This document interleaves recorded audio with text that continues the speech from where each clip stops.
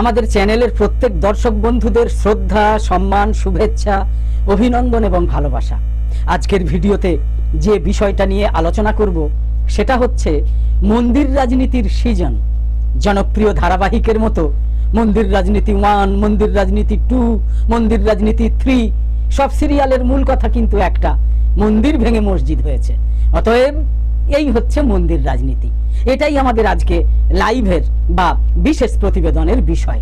বুধবার 4 ডিসেম্বর 2024 দৈনিক বর্তমান পত্রিকায় প্রকাশিত শান্তনু দত্ত গুপ্তের এবার আজমির ফল কিন্তু ভয়াবহ শীর্ষক বিশেষ নিবন্ধকে উপজীব্য করে আজকে আমাদের বিশেষ প্রতিবেদন। চলুন বিস্তারিতভাবে আলোচনা করা যাক।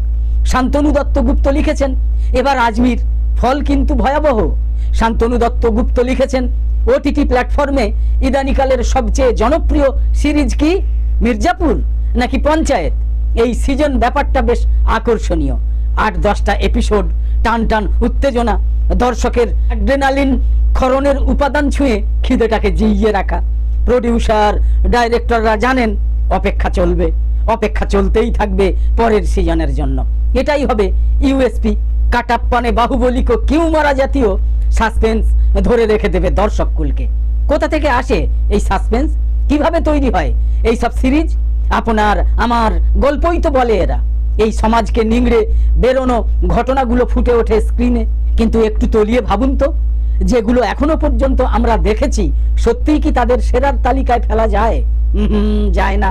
গত 30 বছরের সেরা সিরিজটা এখনো সমাজের মূল স্রোতেই ঘোরাফেরা করছে, আর তার নাম মন্দির রাজনীতি। চলতি বছর জানুয়ারি মাসে এর প্রথম সিজন শেষ হয়েছে, কিন্তু অপেক্ষার অবসান বেশ দ্রুতই। এবার আসতে চলেছে দ্বিতীয় সিজন মন্দির রাজনীতি 2। কাজ অবশ্য শুরু হয়েছিল প্রথম সিজনের শেষ পর্বেই, কারণ জ্ঞানব্যাপী মসজিদ ততদিনে পৌঁছে গিয়েছে আদালতের দরবারে। প্রশ্ন তোলা হয়েছে তার অস্তিত্ব নিয়ে, প্রশ্ন তোলা হয়েছে তার ইতিহাস নিয়ে। মথুরায় সংখ্যালঘুদের ব্যবসা তুলে দেওয়ার হুকুম জারি হয়েছে। হিন্দুদের পবিত্র ভূমিতে মসজিদ থাকবে না।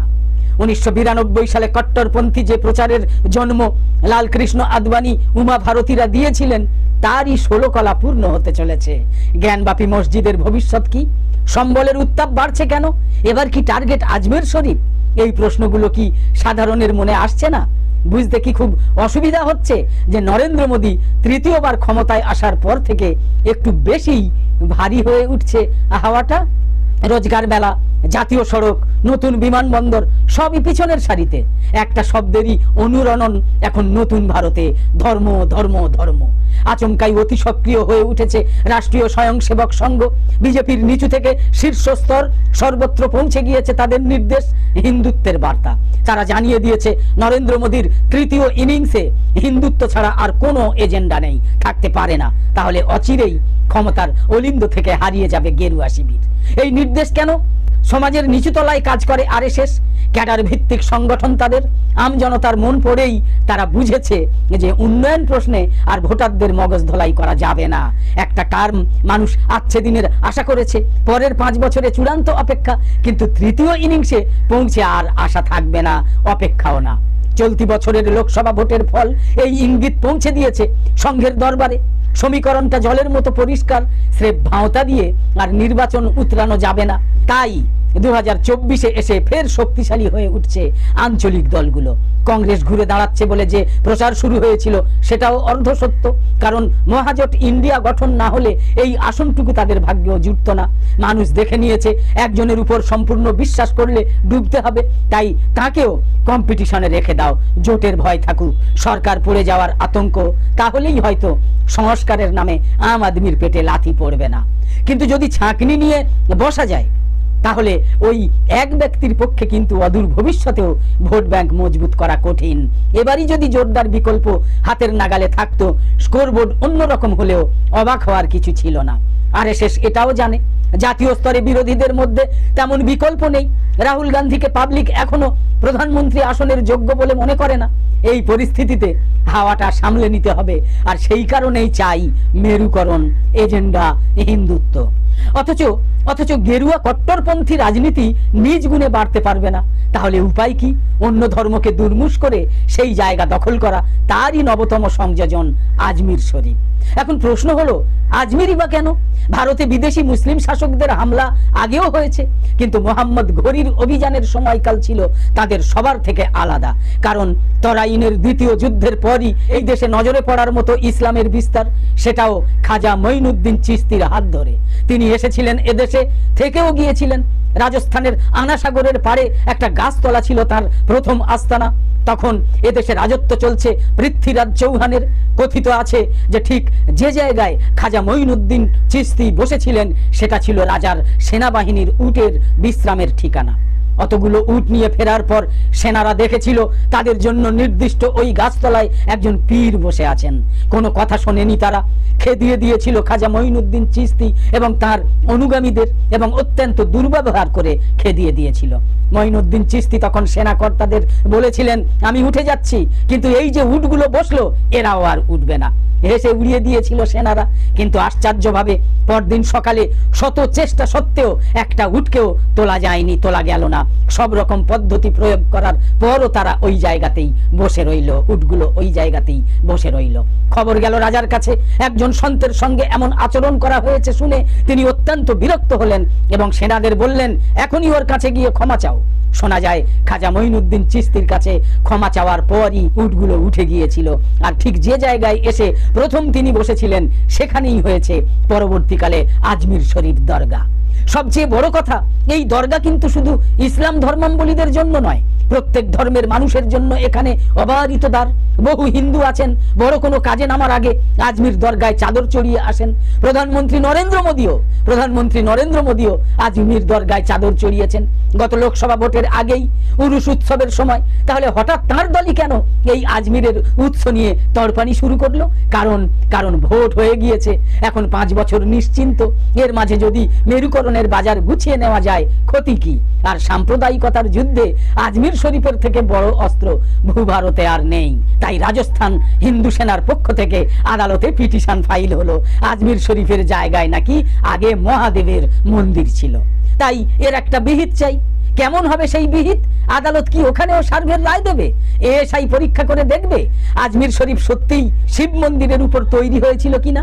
রামলালার পর মহাদেব মন্দিরের রাজনীতি শুরু হয়ে যাবে।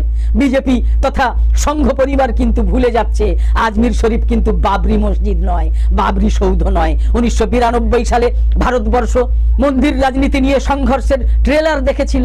আজমির শরীফ নিয়ে নাড়াচাড়া পড়লে পরিস্থিতি হাতের বাইরে চলে যাবে, তবে তাতে মেরুকরণ আরো সহজ হবে গেরুয়া বাহিনীর পক্ষে। ওরা সেটাই চাইছে না তো। কিন্তু একটা বিষয় মনে রাখতে হবে, আজমির শরীফের উপর আঘাত অন্য ধর্মাবলম্বী এমনকি হিন্দুরাও কিন্তু ভালো চোখে দেখবে না। এরই মধ্যে সম্বলে মসজিদ বিতর্ক উত্তরপ্রদেশ জুড়ে সাম্প্রদায়িকতার বিষ ছড়াতে শুরু করেছে। মসজিদের জায়গায় হরহরির মন্দির ছিল, দাবি এটাই। আর এই আবেদন পাওয়া মাত্র নিম্ন আদালত সমীক্ষার নির্দেশ দিয়েছে, আর তারপরই শুরু হয়েছে সংঘর্ষ। 24-এর ভোট মিটতেই মাথাচাড়া দেওয়া মন্দির রাজনীতি বেশি চোখে লাগছে না? ক্ষমতা ধরে রাখার লোভে এতটা বুঁদ হওয়ার কি খুব প্রয়োজন ছিল? হিন্দুত্ব খাতরে মে হ্যায় স্লোগান তুলে এরা হাওয়া গরম করছে, কিন্তু এদের এতটুকু শিক্ষা নেই যে সনাতন ধর্মের ভিত এতটাই মজবুত যে তাকে নাড়ানো যায় না।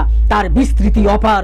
হিন্দুত্বের রক্ষক বলে যারা নিজেদের দাবি করছে তারা আসলে সূর্যের দিকে টর্চের আলো ফেলছে, আর পুরোদমে চলছে রাজনীতি। প্রশ্ন কিন্তু উঠছে, কারণ পাবলিক বোকা নয়, মানুষ প্রশ্ন তুলছে, দেশে তাহলে প্লেসেস অব ওয়ারশিপ অ্যাক্ট থাকার মানেটা কি? সংবিধান এবং আইন বলেছে এই দেশে কোনো ধর্মের উপর আঘাত আনা যাবে না, ধর্ম পালন প্রত্যেক নাগরিকের অধিকার। 1947 সালের 15ই আগস্ট দেশের সর্বত্র প্রত্যেক ধর্মস্থানের পরিচয় যা ছিল ভবিষ্যতেও তাই থাকবে। তারপরেও বাবরি মেগা শো হয়েছে, জ্ঞানব্যাপী সিরিজ চলছে, মথুরার শাহী ঈদগার পর সম্বলের কাজও শুরু হয়ে গিয়েছে। ধর্মের নামে মোহ ঘিরে ধরছে রাজনীতিকে, তার আঁচে সাধারণ মানুষ মরছে, সাধারণ মানুষ মারছেও। এই ভারত সত্যিই আমরা চেয়েছিলাম তো? লিখেছেন শান্তনু দত্তগুপ্ত। আজকের বিষয়টা ভালো বা মন্দ যাই লেগে থাকুক না কেন অবশ্যই মন্তব্য করে জানান। আর একান্তভাবে অনুরোধ করব যে ফেসবুকে আমাদের চ্যানেলটাকে লাইক ফলো করে আর ইউটিউবে আমাদের চ্যানেলটাকে সাবস্ক্রাইব করে অবশ্যই আমাদের সঙ্গে থাকুন। তার আগে অবশ্য আমাদের চ্যানেলের আগের পরের ভিডিওগুলো দেখতে অনুরোধ করব আপনাদের, আমাদের ভিডিওগুলো মূল্যায়ন করতে অনুরোধ করব আপনাদের। আর বলবো যে তারপর না হয় লাইক ফলো সাবস্ক্রাইব করার মন চাইলে করুন। অবশ্য যারা ইতিমধ্যেই আমাদের ইউটিউব আর ফেসবুক সব চ্যানেলকেই যথাক্রমে সাবস্ক্রাইব আর লাইক ফলো করে রেখেছেন, তাদের জন্য আমাদের আন্তরিক ধন্যবাদ, অসংখ্য ধন্যবাদ। তাদের প্রতি আমরা যার পর নাই কৃতজ্ঞ। তার সাথে আরো একবার বলবো যে বিশেষ করে আজকের এই ভিডিওটা বা আজকের এই লাইভ সম্প্রচারটা যদি ভালো মন্দ কিছু লেগে থাকে তাহলে কমেন্ট করে অন্তত জানান, বা কি ধরনের বিষয় আপনাদের পছন্দ সেটা অন্তত জানান। ভালো লেগে থাকলে শেয়ার করে আমাদের পরবর্তী ভিডিও বানাতে উৎসাহিত করুন, আমাদের পরবর্তী ভিডিও বানাতে অনুপ্রাণিত করুন। তো আপাতত শেষ করছি। পরের পর্বে এই রকম কোনো ভিডিও দেখতে নিয়মিত নজর রাখুন আমাদের চ্যানেলে। সকলে খুব ভালো থাকুন, সুস্থ থাকুন। ধন্যবাদ।